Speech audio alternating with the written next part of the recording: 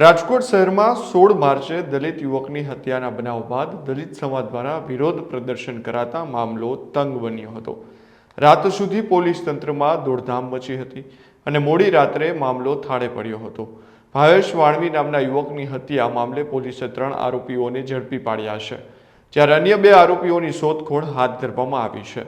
સોમવારે હોસ્પિટલ ચોકમાં હોબાળો મચાવી પોલીસને ધક્કે ચડાવી ધમકી આપનારા દલિત સમાજના 3 આગેવાનો સામે પણ પોલીસે ફરજમાં રૂકાવટનો ગુનો નોંધ્યો છે। વિગતે વાત કરીએ આ ઘટનાની તો બીજી તરફ મૃતક અને 3 મહિલાઓ સામે એક આરોપી દ્વારા 3 દિવસ પહેલા જ રાજકોટ પોલીસ કમિશનરને એક અરજી કરવામાં આવી હોવાનું સામે આવ્યું છે। મૃતક અને મહિલાઓએ આરોપીને હની ટ્રેપમાં ફસાવી પૈસાની માગણી કરાતી હોવાની અરજીમાં આક્ષેપ કરાયો છે। ભાવેશ વાણવીની હત્યા મામલે 3 ઝડપાયા છે અને 2ની શોધખોળ હાથ ધરવામાં આવી છે।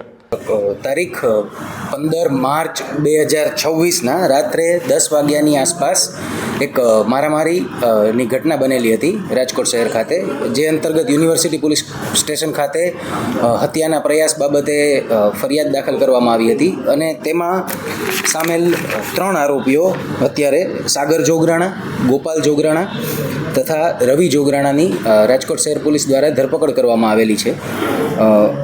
આ બનાવની વિગત કંઈક એવી હતી કે આ કામના મરણ જનાર જે ભાવેશ વણવી છે તેમના દ્વારા હમીર જોગરાણા કે જે આ ફરિયાદના મુખ્ય આરોપી છે તેમના વિરુદ્ધ સિચોડાને લઈને ફરિયાદ કરવામાં આવતી હતી વારંવાર, તથા મરણ જનારના એક કૃપાલીબેન નામના મહિલા જોડેના સંબંધો હતા તથા હમીર જોડે પણ તેને ઇન્સ્ટાગ્રામમાં વાતચીત થતી હોય અને સંબંધનો શક હોય, જે બાબતે ભાવેશ વણવી જે આપણા મરણ જનાર છે તથા મુખ્ય આરોપી જે હમીર જોગરાણા છે તેમના વચ્ચે મંદુક હતું અને તે બાબતે આ ઝઘડો થયેલો હોવાનું પ્રાથમિક તપાસમાં સામે આવેલ છે।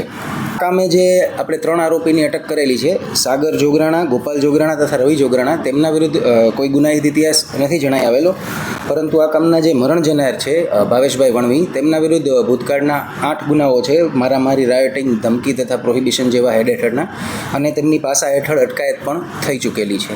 આ બાબતે હજુ તપાસ, ડિટેલ્ડ ઇન્ટેરોગેશન અને તપાસ ચાલી રહી છે, પરંતુ જે 15 તારીખના રાત્રિના જ્યારે ભાવેશભાઈ તેમની સાથે રાહુલભાઈ પરમાર સાથે બાઇક પર જઈ રહ્યા હતા ત્યારે આપણે દ્વારકેશ પાર્ક મેઇન રોડ પાસે તેમના પર પાછળથી બાઇક પર અલગ અલગ માણસો દ્વારા આવી અને ધોકા, પાઇપ વગેરે વડે હુમલો કરવામાં આવ્યો હતો અને ત્યારબાદ તેમને સ્વિફ્ટ ગાડીમાં નાખી તેમનું અપહરણ કરી અને આગળ જઈ અને છોડી દેવામાં આવેલ હતા। હાલ આટલી જાણકારી મળેલ છે।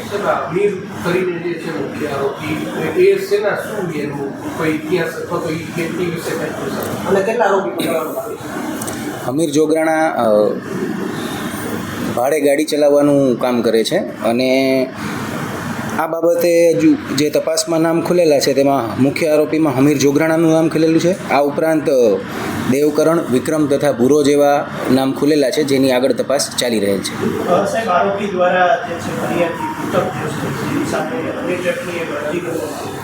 જી, યુનિવર્સિટી પોલીસ સ્ટેશન ખાતે એક અરજી કરેલી હતી, જેમાં અમે વિગત જણાવી એ રીતે જ કે કૃપાલીબેન અને ભાવેશ વણવી વચ્ચેના જે સંબંધો હોય તેના આધારે તેમને હની ટ્રેપની ધમકી પણ આપવામાં આવેલી હતી, જે બાબતે હમીર જોગરાણા દ્વારા અરજી દાખલ કરવામાં આવેલી હતી। આ તમામ આરોપીઓની હાલ અમે તપાસ કરી રહ્યા છીએ, વધારે વિગતો આવશે એટલે જાણ કરવામાં આવશે। કૃપાલીબેનની પૂછપરછ કરવામાં આવશે। તપાસમાં તમામ સંડોવાયેલા વ્યક્તિઓ જેમના નામ ખુલશે એ તમામ તપાસ કરવામાં આવશે। રાજકોટ શહેર એલસીબી ઝોન 2ની ટીમ તપાસમાં હતી દરમિયાન ચોક્કસ બાતમીના આધારે રૈયાધાર વિસ્તારમાં રાધેશ્યામ ગૌશાળા સામે મફતિયાપરામાં રહેતા આરોપિત 3 સગા ભાઈઓ રવિ મેરાભાઈ જોગરાણા, સાગર મેરાભાઈ જોગરાણા અને ગોપાલ મેરાભાઈ જોગરાણાની ધરપકડ કરવામાં આવી છે, જ્યારે 2 આરોપી હજુ પણ ફરાર છે। હમીર જોગરાણા અને લાલો ફરાર હોય, જેથી તેને ઝડપી પાડવા ચક્રો ગતિમાન કરવામાં આવ્યા છે। પોલીસની ફરજમાં રૂકાવટ કરનાર દલિત સમાજના 3 આગેવાનો સામે 16 માર્ચે ભાવેશ વાણવીની હત્યાના બનાવ બાદ પરિવારજનો અને દલિત સમાજના આગેવાનો દ્વારા જ્યાં સુધી આરોપીઓ ન ઝડપાય ત્યાં સુધી મૃતદેહ સ્વીકારવાનો ઇનકાર કરી દીધો હતો। મૃતદેહને રાજકોટના હોસ્પિટલ ચોક લઈ જવામાં આવ્યો હતો। ક્રાઇમ બ્રાન્ચમાં ફરજ બજાવતા એએસઆઈ સંજય દાફડાએ જણાવ્યું હતું કે 16 માર્ચે રાત્રિના સિવિલ હોસ્પિટલ ચોક ખાતે દિલીપ ઉર્ફે ડીડી સોલંકી, અશોક સિંધવ અને નરેશ બગડાએ ગેરકાયદે મંડળી રચી હતી, જેને વિખેરાઈ જવા માટે પોલીસે સૂચના આપી હતી. આમ છતાં તેઓ વિખેરાતા ન હોવાથી તેઓને ડિટેન કરવા પોલીસે કામગીરી કરી રહી હતી.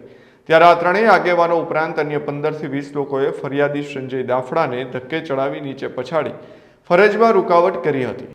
એટલું જ નહીં, આ દરમિયાન દિલીપ ઉર્ફે ડીડી સોલંકીએ જાનથી મારી નાખવાની ધમકી આપતા એ ડિવિઝન પોલીસ સ્ટેશનમાં ફરિયાદ નોંધાવતા પોલીસે તેમની સામે પણ કાયદેસરની કાર્યવાહી હાથ ધરી છે. ઉલ્લેખનીય છે કે ગઈકાલ રાત્રે રાજુ સોલંકી તેમજ ડીડી સોલંકી સહિતના જે દલિત સમાજના આગેવાનો છે તેમને સિવિલ હોસ્પિટલથી પોલીસ દ્વારા જ્યારે મૃતદેહ આપવામાં આવ્યો હતો ભાવેશ વાણવીનો, તે મૃતદેહ લઈને સિવિલ હોસ્પિટલ ચોક ખાતે પહોંચ્યા હતા.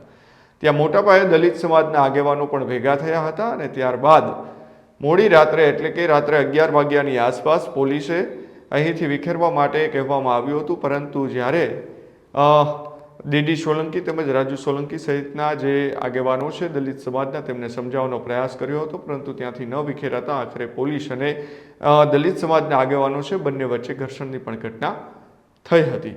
સમગ્ર વિડીયો પણ સામે આવ્યા હતા, પરંતુ હાલ જ્યારે પરિવારજનો છે તેમની માંગ હતી કે તમામ આરોપીઓ જે છે તેમની ધરપકડ કરી લેવામાં આવે, ત્યારબાદ તેઓ મૃતદેહ સ્વીકારશે. ત્યારે હાલ યુનિવર્સિટી પોલીસ છે તેમના દ્વારા 3 આરોપીઓની ધરપકડ કરી લેવામાં આવી છે અને અન્ય આરોપીઓ છે તેમની શોધખોળ શરૂ કરવામાં આવી છે.